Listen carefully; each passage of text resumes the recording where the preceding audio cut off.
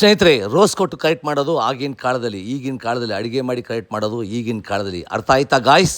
ಈರುಳ್ಳಿ ಗೊಜ್ಜಿ ಬಿಸಿ ಬಿಸಿ ಅನ್ನಕ್ಕೆ ಸಖತ್ತಾಗಿರುತ್ತೆ. ಖಂಡಿತವಾಗ್ಲು ನಿಮ್ಮ ಮನೇಲಿ ಯಾರೇ ನಿಮ್ಮ ಮೇಲೆ ಕೋಪ ಮಾಡ್ಕೊಂಡ್ರೂ ಪರವಾಗಿಲ್ಲ. ಬಟ್ ಈ ಥರ ಅಡುಗೆ ಒಂದೇ ಒಂದು ಸಲ ನಿಮ್ಮ ಮನೇಲಿ ಮಾಡಿಕೊಡಿ, ನಿಮ್ಮ ಮೇಲೆ ಫಿದಾ ಆಗಿಬಿಡ್ತಾರೆ, ಅಷ್ಟು ಸಖತ್ತಾಗಿದೆ.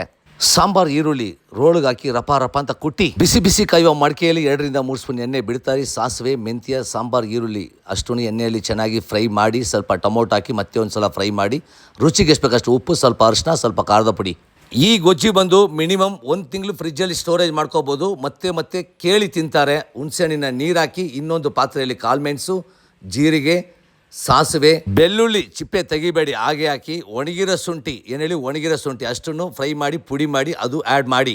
ಫೈನಲ್ ಟಚ್ ಕರಿಬೇವು. ಸ್ಟವ್ ಮುಂದೆ ನಿಂತಿರುವಾಗ ಲವ್ವಿಂದ ಕುಕ್ ಮಾಡಿ ಸುಮಾರಾಗಿರೋ ಅಡುಗೆಯನ್ನು ಸೂಪರ್ ಆಗಿರುತ್ತೆ. ಬಿಸಿ ಬಿಸಿ ಮಾಡ್ಕೊಳ್ಳಿ, ಖುಷಿಯಾಗಿ ತಿನ್ಕೊಳ್ಳಿ, ಮಜಾ ಮಾಡ್ಕೊಳ್ಳಿ ಸ್ನೇಹಿತರೆ.